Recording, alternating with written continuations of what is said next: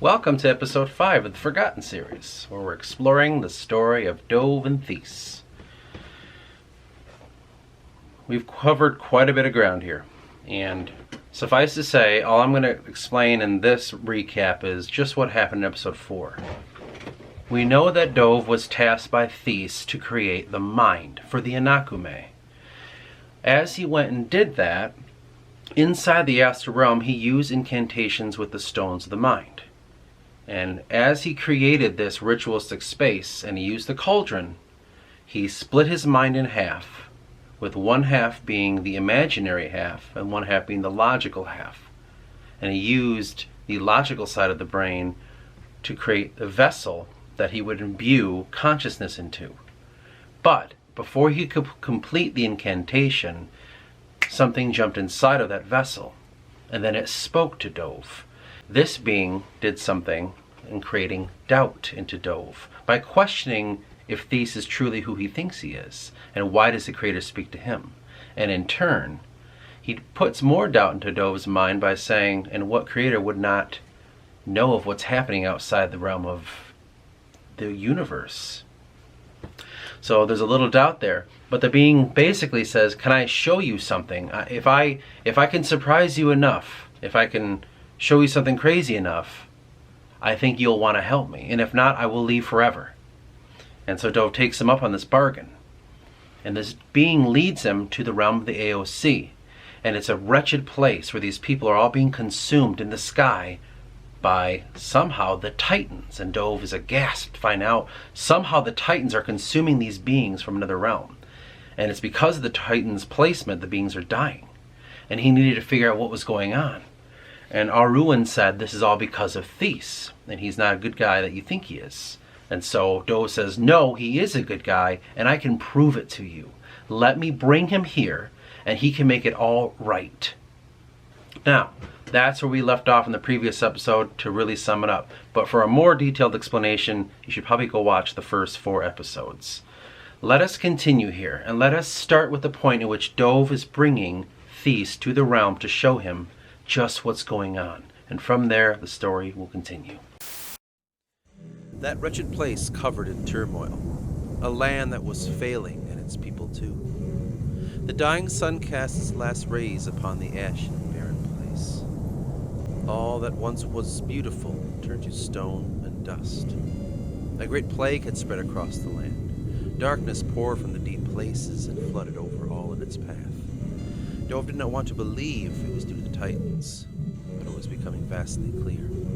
These people were dying, and all they had ever made, far from the reaches of the Titans, had become tainted and corrupted. At first, Theis could not believe such a tale. He questioned Dhove on Ariun. He questioned his intent, but soon enough, with the pleas of Dhove, did he finally accompany him. As they traversed the realms deeper into the circle, he was amazed at such places untouched, and soon enough met by beings uncontacted. He, alongside Theis, had returned to that cursed place. By his side, upon his request, stood Theis. It wasn't until Theis was met by the realm, which will be called the city, that he was truly awestruck, though its beauty was long gone and replaced by decrepit burning land.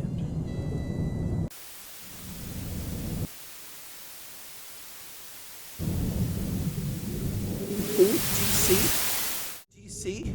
Cried Dhove. Do you see what's become of this place? For look! He gestured to the heavens. Theis looked and saw the great hordes of AOC ascending to the sky. They passed through clouds to the great mirror, and as it shimmered, he was astounded. Is that our temple? He watched as the Titans moved to and fro. He saw the AOC turn to dust as they passed through, and he saw their essence pour like vapor into the air. They floated and were breathed in by the Titans. Is it dangerous to us? He cried. Dhove shook his head. I do not know. But can you see what is becoming of these people? We must help them. He grabbed Theis' shoulder. Theis looked at the hand laying upon him, then back to Dhove. Dhove continued, you must do something for him. Theis looked him deep in the eyes. What has become of this being you spoke of? I do not know. But he says his people are dying here. Dhove chose not to speak of Ariun's premonition of the Titan's intent. And I told him you could save them. These seemed to be taking it all in.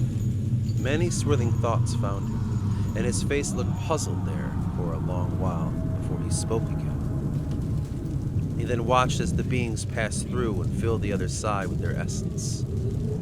Though when he looked out, he saw something Dhove could not. Something Dhove would dread. A smile was crawling upon his face. Though he broke it as he saw Dhove looking at him. And what would replace his smile was a dumbfounded gape. Deep in thought, he looked at the AOC. Many beings huddled in mass. He looked on their crumbling cities. He looked upon those that dwell within those cities, killing and fighting one another. He saw a world in chaos. Then his head cocked back as he looked to the heavens. He saw countless beings floating into the mists of the clouds to vanish through the great mirror. Clearing his throat, he said, We must know what is happening here if I am to do anything. Either these beings are being punished or forced to do as they do. Did this Ariun speak as to why this is happening? No. Dhove pushed down his thoughts. He only remarked it was due to our placement there. Dhove pointed to the sky. Us? Asked Theis in disgust. I do not know how, but yes, us. Theis never left his gaze to the heavens. Crossing his arms, he was deep in thought once again. Gather your brethren, He said. I need them here now. But we must do something. Dhove, if we are to help them, then we must know why they do what they do. Now do as I say. Reluctantly, Dhove did as he asked, and soon all the Titans left their work among the Naku and came to Theis, beckoning. As they arrived, they were just as dumbfounded. Though none had answers, Theis came up with a plan. Come, said Pan, let us take a view. Once we understand these beings and their intent, then and only then can I aid them. Yes. The group seemed to agree unanimously, Yes, but it was Theis who hovered over them in quiet deliberation. Finally made their request so. Eventually, Dhove himself would reluctantly agree, and he and his brethren rounded up a few AOC and placed them in cages. They acted as rabid dogs, fighting and screaming. Though soon enough, they would become subdued in those metal cages, and soon enough the Titans were off back to the astral realm, to the House of the Titans.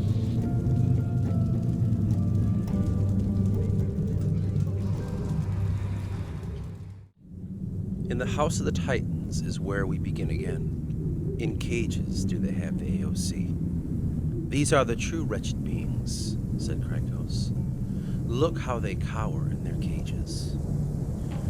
Dhove, by the request of Theis, told his tale to the other Titans. What was witnessed, what he was told, and just as he did to Theis, he did not relent the doubt of Theis' intent to his brothers and sisters.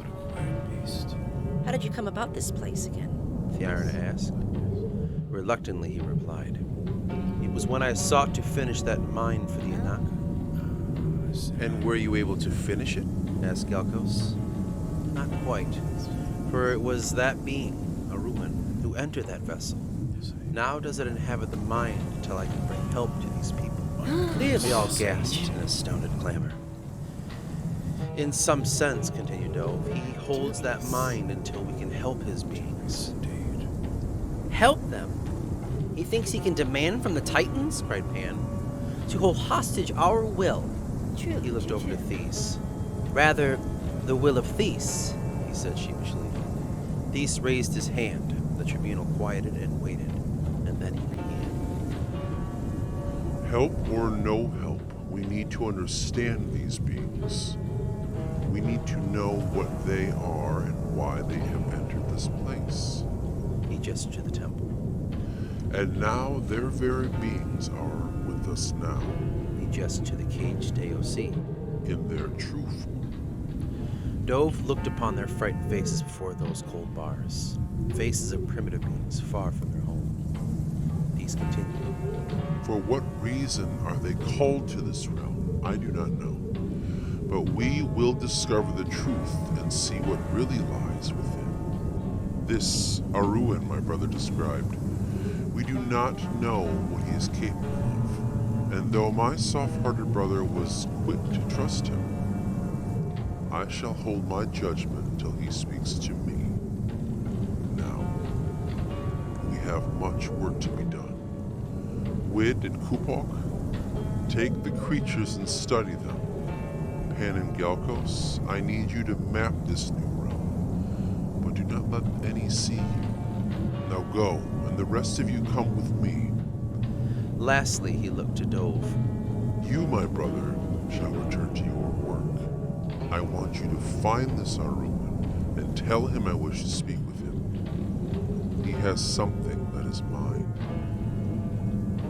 I'm not sure I know how to find them. He could be anywhere. Whatever it takes, Dhove. We need that mind. The Anaku need that consciousness, Dhove. He looked at him sternly. Brother, I need this of you. His eyes searched Dhove for a moment there. What he was looking for, Dhove could not say, but it was difficult to return his gaze. Dhove pulled away in fear. Something was in those eyes that was accusatory, something he could not let surface. I will, my brother, said Dhove. I'm sorry, I will not fail you again. See that you do not, brother. And what will you do, Dhove asked. I will speak to the Creator on this. Once I have my answer, I will call on you again.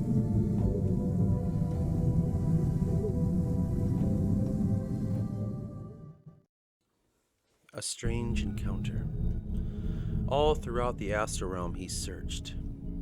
He would even return back to the stone circle where Ariun had first appeared. Yet there was nothing. A place void of anything save the looming Titan temple in the distance that stood tall as an authority to what simply could not hold stable form. That astral realm was a place of strange ambiguity. There was nothing solid, nor anything concrete. Merely a place with loose rules, but changed with any slight glimmer of thought. What seemed to be hours of searching, he found no luck. Yet, as he was on his way back to the temple, after a defeated search, was he suddenly accosted by a thick patch of woods out in the distance.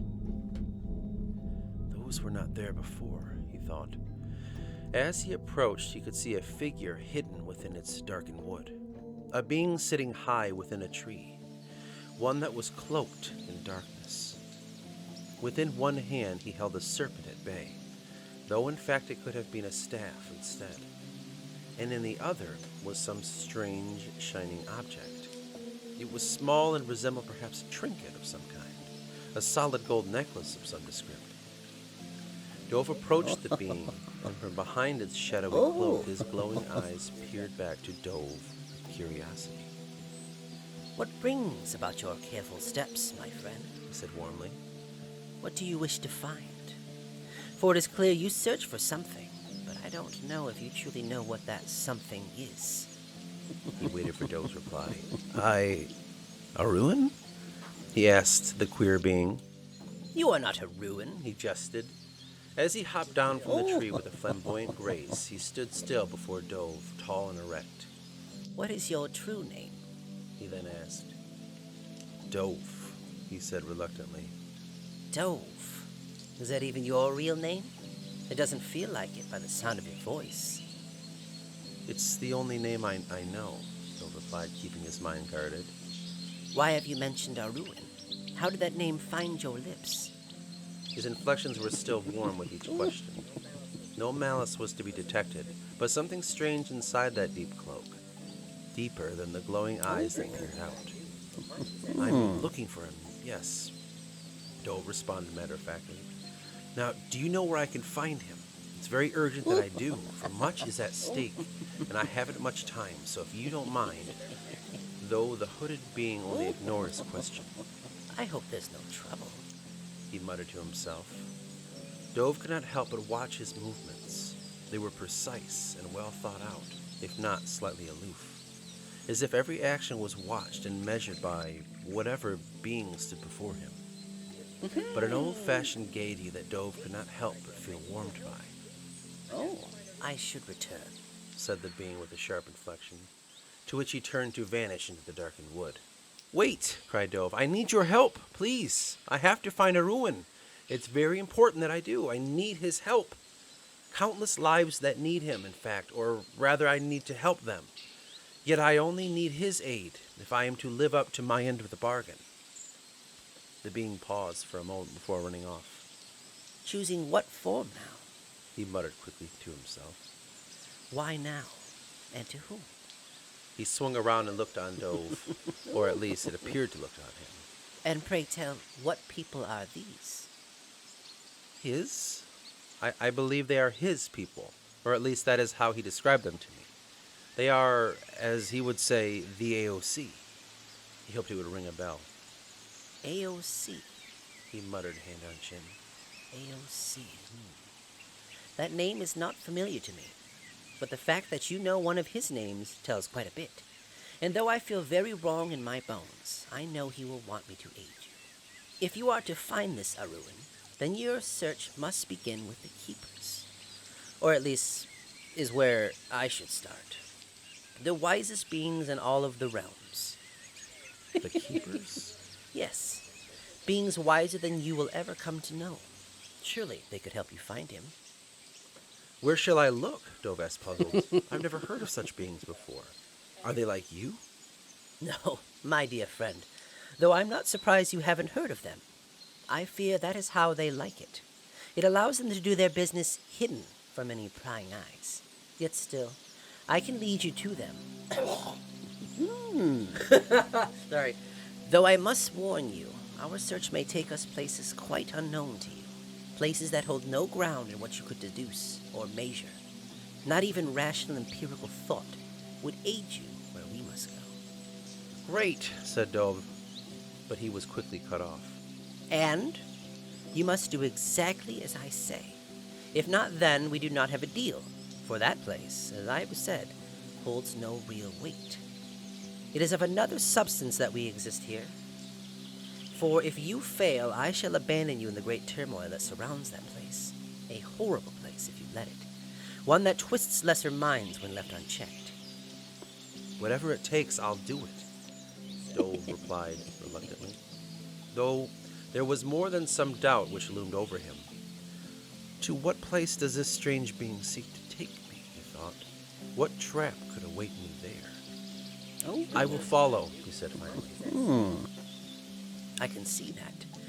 He said, and then quickly gestured for Dhove to follow. So who was this being? And what was he doing there in the astral realm? Was this an illusion? Was this a trap? Dhove couldn't say. But here's something I did find. For there was some part of his mind that beyond the sense of urgency was enthralled by that being. For he, as well as that patch of wood, seemingly appeared out of nowhere. It was more than clear to him the astral realm was a place that held no stable form. But the being's sudden appearance was more than fortuitous. Placed before him when he needed aid the most. But the question is, what is the astral realm? The best way I can think of the astral realm in terms of this book, in terms of how the stories go, would be, it's like a crossroads place. It's like a communal place, if you will, a collective thought experience that we can access at certain points. But the one we understand the most would be the dream realm. And from that point, it's kind of like, I can't stop thinking of it communally in a sense. That you can go to these places and interact with other people, but you can't necessarily go into their own individual dreams. It's something that's personal to you. The biggest reason I feel that way is because, as we will see in the books, the astral realm, as the Titans would establish their House of the Titans, as I've been calling it, it's a very unstable place, this astral realm. It's very lucid. It's very, things can change and manifest and unmanifest. It's very fluid like that. But we can think of it like this, where every time you put something there, it changes and shifts it. It kind of adds to the element of the astral realm. So it continuously works that way, where it's always adding and adding and adding. And in so many ways, that's why it comes across as ethereal, because there's too many moving parts. And we think of it like stilling ourselves, right? When we meditate, we need to calm ourselves. Well, our mind is that portal to that place, and calming that will allow the transference into that area to be a lot less cluttery, right? I'm walking into this room with a hell of a lot of baggage. It's hard for me to get around, but when I set it down, it makes it a lot easier as I've approached that place. And this is the place in which the Titans work. But also, this is the place in which Dhove discovered this strange being that appeared in these woods. And now these woods, there's some great significance behind them, but at the time Dhove couldn't understand that. He's already becoming quite aware that the astral realm's a little bit different. It's a little strange here, but it's okay. We just gotta learn how to deal with it, right? You go through the land that's full of bogs and mires and shit. It's just, you gotta learn to traverse it. You could die, sure, but if you're smart, you won't. He's understanding that much about it, so when he sees this patch of forest appear before him, he does have it's very interesting in his mind, but at the same time, he's like, yeah, but like, anything could happen here. And that's the beauty of this reality that we have here. This pocket of reality, his own personal reality, for he could be there and someone next to him might not see the same thing. That's dreaming alongside him. That's in this realm with him. But something to kind of keep in mind when we think about how the astral realm works, and subsequently the beings that you could find inside of them. As Dhove vanished into the wood after the strange hooded man, he was shown a portal into the city, one that was not there before. In they leapt, and were returned to the hollow city of the AOC. And it was Theis, who made sure to hide himself from Dhove, that watched them go. Now as Dhove goes off with that hooded being, that strange creature in the woods, quietly from afar is Theis watching him. I would say in some sense Theis is a little suspicious of Dhove. Though he loves him dearly because he's his brother, there's still something quiet inside of him growing, of a mistrust. And whether that's due to Theis accumulating power and feeling like he might be a usurper, or being kind of jealous of Dhove, or you name it, it could be anything. There's something quiet that grows inside of him. And that quiet thing will open the door for an invitation from another being that hides in the astral realm, one that will plague him in the coming times. He turned to Bhavan, who himself was cloaked alongside Theis' side. Follow them. I sense Dhove may be putting himself in more danger than he realizes. A danger that could damn us all. A deep resounding rage almost took Theis, but there was only that newly graced voice in his mind once again. One of the newest gifts bestowed upon him, or so he thought, that calmed him. Let Dhove lead you. If he seeks to betray you, let him. The folly shall fall upon him, not you. For he may in fact lead you to that source you truly seek. The one in which you promised me? Yes, Theis, the very same. This strange little voice deep inside of him, this little tiny whisper, that's echoing what he wants, and that's echoing what he craves. This promise, hence how it got its name. It always quietly promises you that which with you really want. Not with what you need, but with what you want. So this thing is what grows quietly inside of Theis. And in the coming days, in the coming events of the story, will it manifest itself more and more? This quiet thing has been called the whisper. The whisper we could think of in some sense as an agent of the demiurge, an agent of the devil. You know what I'm saying? An agent of this antagonistic high being. That whisper is going to be the downfall of all that it comes in contact with. The memory of the tree. The being with his curious movements led Dhove back to the realm of the AOC.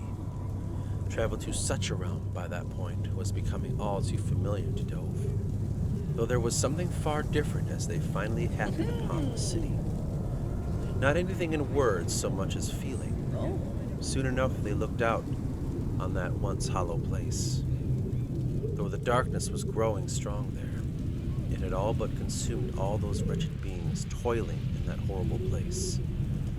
Their decaying city full of squabbling fools and hollow minds laying about in streets and gutters rotting away. Theft and rape ran rampant. He looked for some sort of reprieve in its madness and could find none. The hooded being, to which he never gave his name, seemed almost unaffected by the place. And when Dhove asked him, he was only met by a smile. He pointed to his eyes and said, I see what I've always seen. Never transfixed, but always present. It is the same inside and out. Dhove never brought it up again. Tell me, he asked sometime later, what is your name at least? Name? I should think that serves no relevance here. In this place, at least, I am myself. And all that matters is you is this. I take you to where you seek to go. There is no name in that. Dhove, becoming more and more perplexed, left his query there. Yet another question he ceased from asking again. Eventually, they were brought before a massive tree, or at least it seemed that way upon first glance.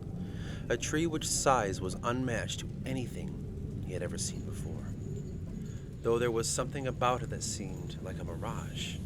It stood out there in the distance, looming tall, shedding all the dark light that tried to penetrate it.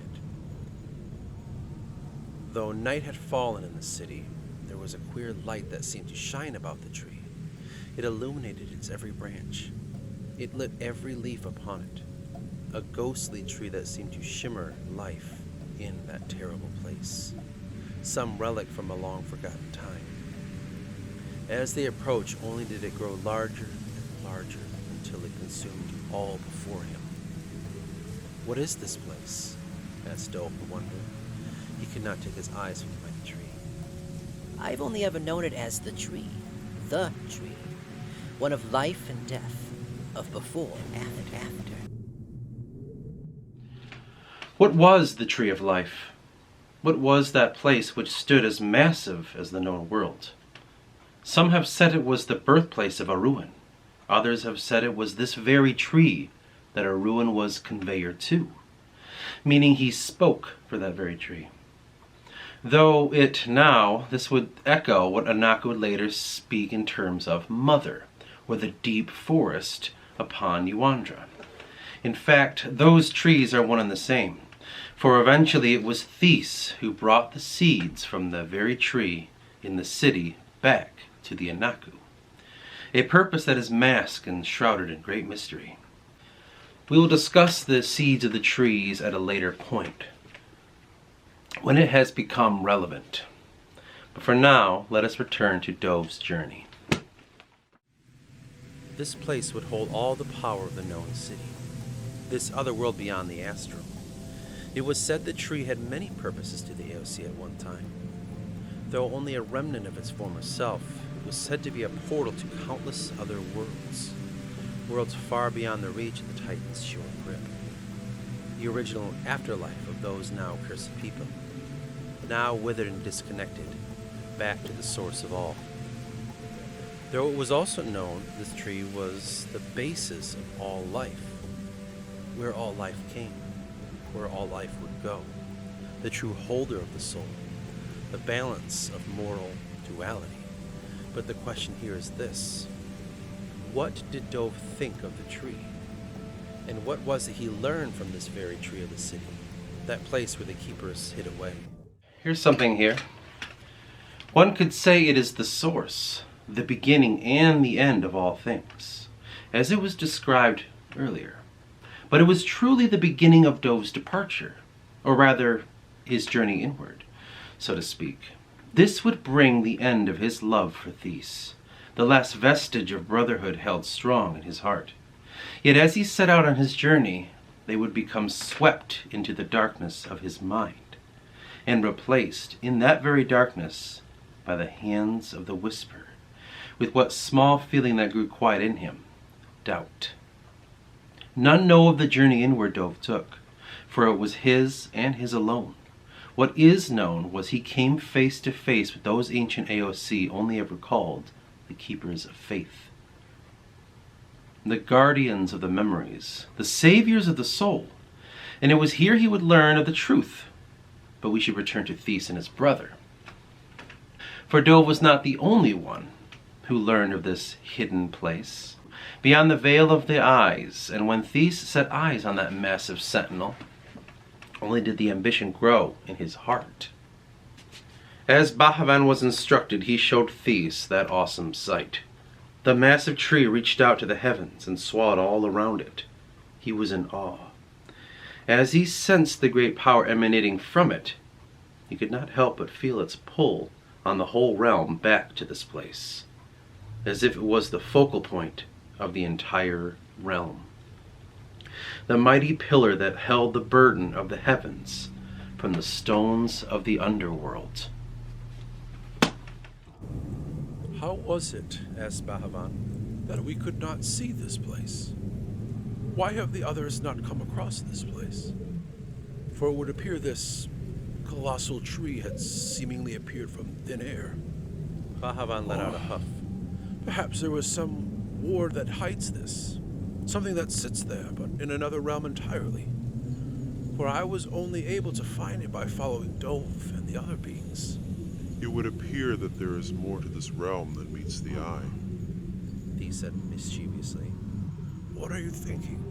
Bahavan asked earnestly. I can feel great power here. Power enough, that is, if we can harness it, would be of great help on Yuandra. It's like I was led here for a reason. How? Bahavan asked, puzzled. How could we harness power? Don't you see? This is it.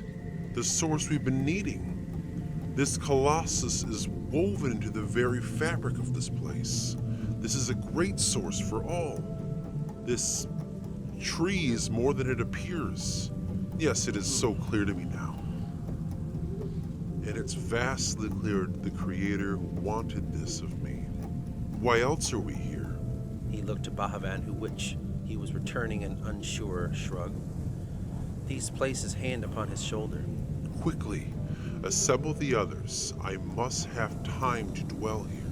Let me think, and when you return, I will give you my word. Before Bahavan could leave, Theis reached out to him with a smile upon his face. Tell them we will harvest from this place. Tell them our work takes us here. I want them to establish themselves here. I want them to scour this place, look deeply, and when they have found their footing, then, He pointed up to the sky. only then can we begin to save these people, will in turn save ours.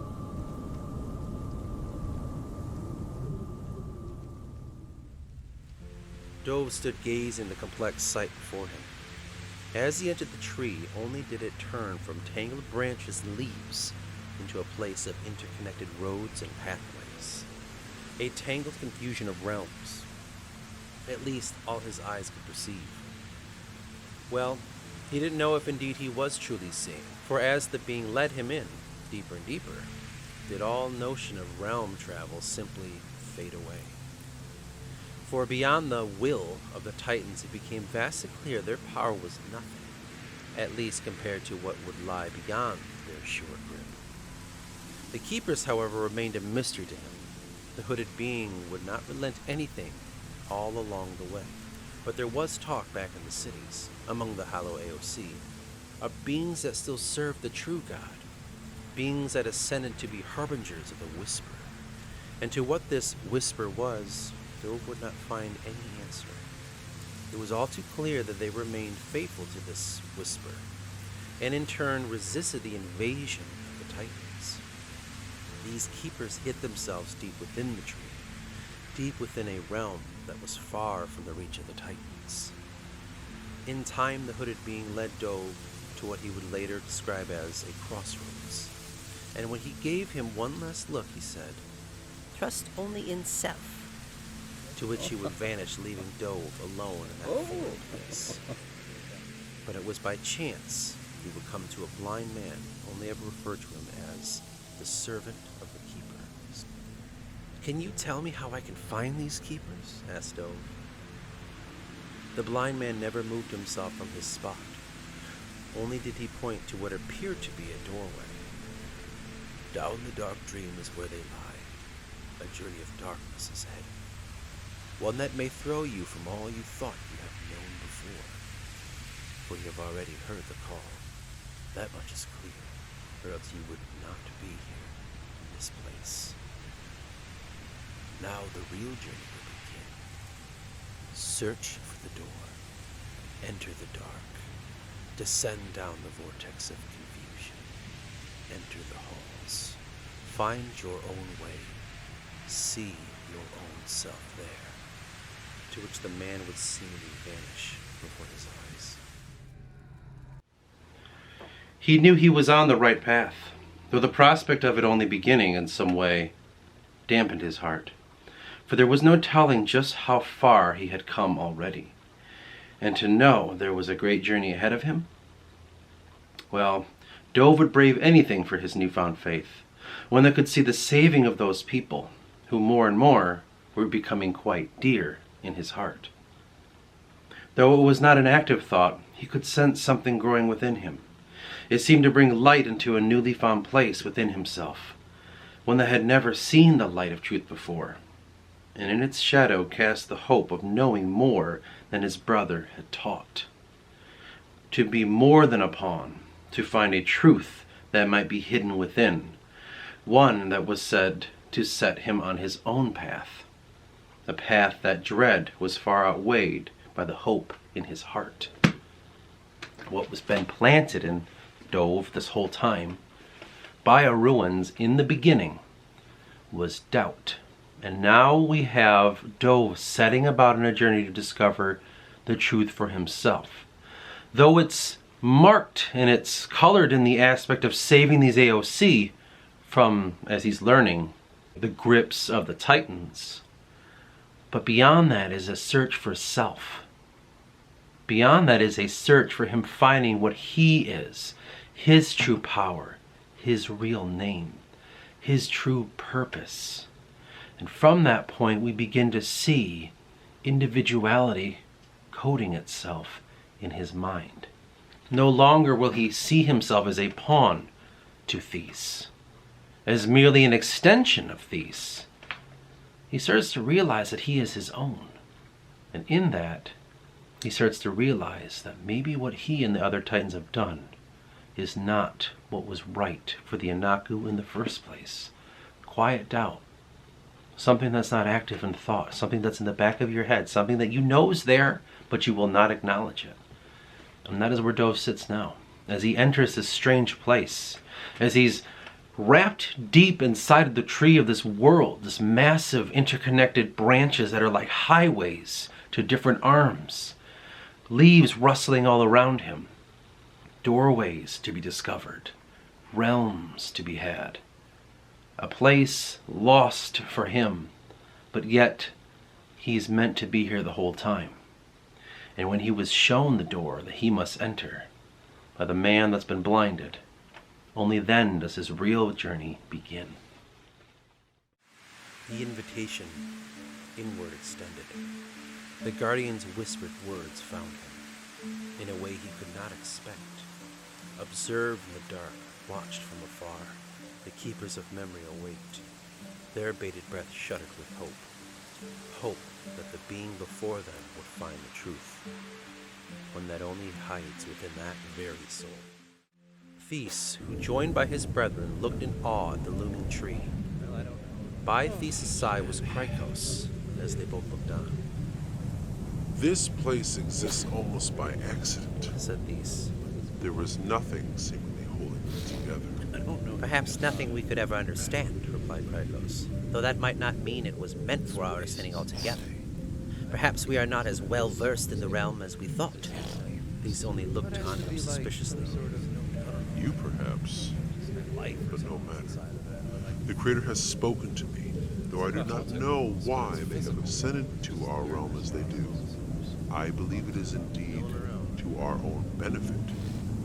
Clearly, for I have observed it has given us great strength, nutrients for our being, a nutrient that has aided us, and we were none the wiser.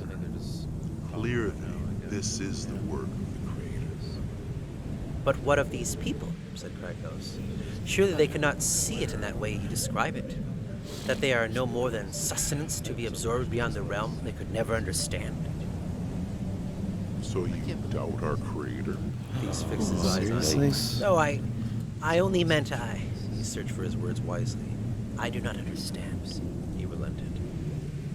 You are much like my brother, for it is clear you believe our presence here is tearing the fabric of this place to ruin. But to put your mind at ease, I will tell you this. I seek to heal this place, and that will begin with us restoring it, as we have done with Yuandra.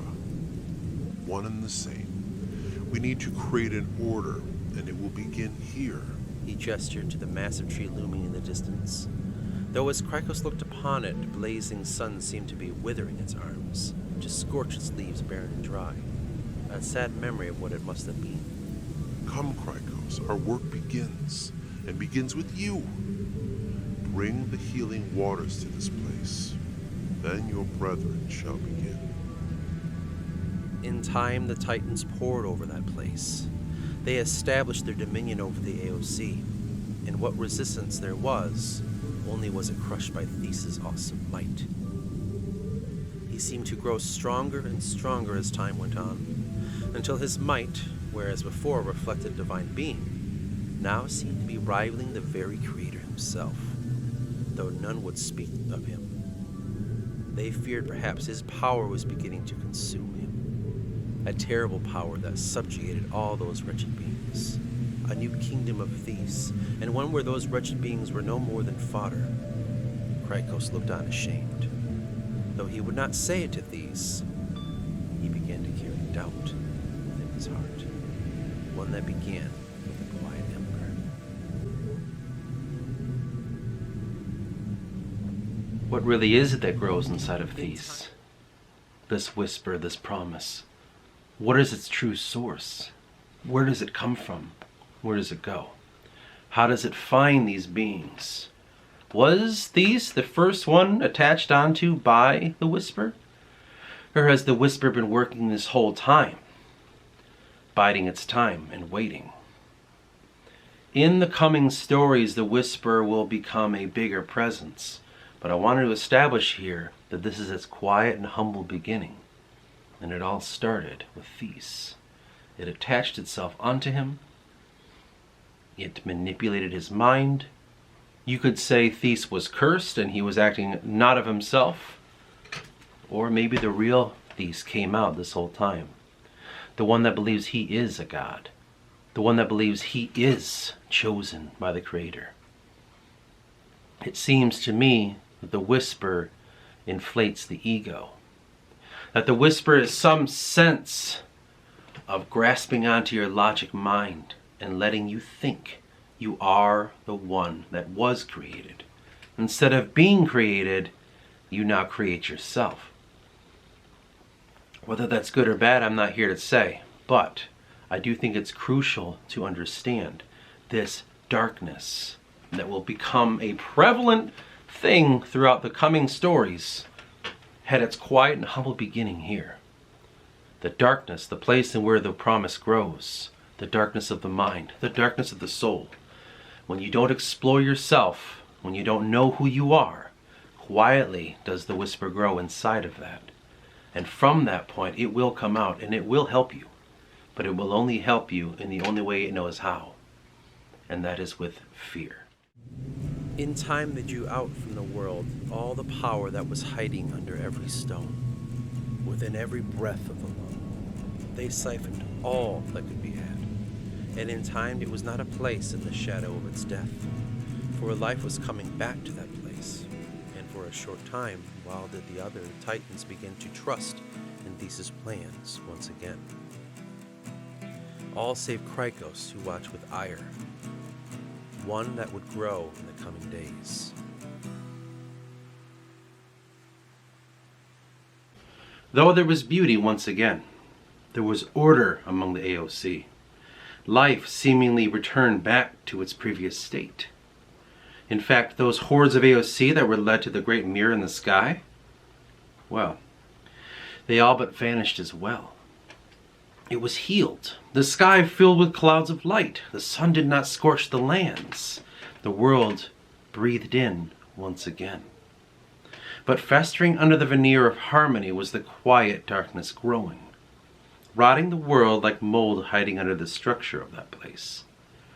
That rot was the very whisper Dhove would be seeking out.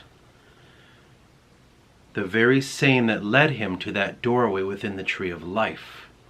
And though Theis could not place his finger on exactly, well, he could sense some great threat may come from that very tree. And so there he would establish a new temple, one that was carved into that tree and sit over all the AOC. New gods had descended on those cities, gods that were seen as saviors to some, but to the others, to those hidden others, well, those Titans were harbingers of evil and bringers of oppression. Theis is taking his grip and he's just wrapping his fingers around this new world because he sees the potential of that tree. That tree will aid him. It will aid him and the Titans. Not only with the Inakume, and once Dhove figures his shit out and he can have the consciousness of the Inakume, it's more than that. This could be a place in which the Titans can establish their true power. They can establish their dominion here and guide the Inaku on Yuandra from afar. And the worship from both realms will bring them greater and greater and greater power. And Theis will be the creator he so truly seems to want to be. And deep inside of him, and deep inside of Dhove as well, though it's not quite a voice quite yet, is the whisper guiding them along, making them do all that they do. What guides you when you're in the dark, if not the light? Sometimes that light may be an illumination of your own fears. Next time, on the coming story, we will have Theis and establishing his temple upon the Tree of Life. We will have Dhove confronting the Keepers, confronting himself, and possibly the beginning of the conflict between Theis and Dhove in an era known as the War of the Keepers, the Keeper Wars.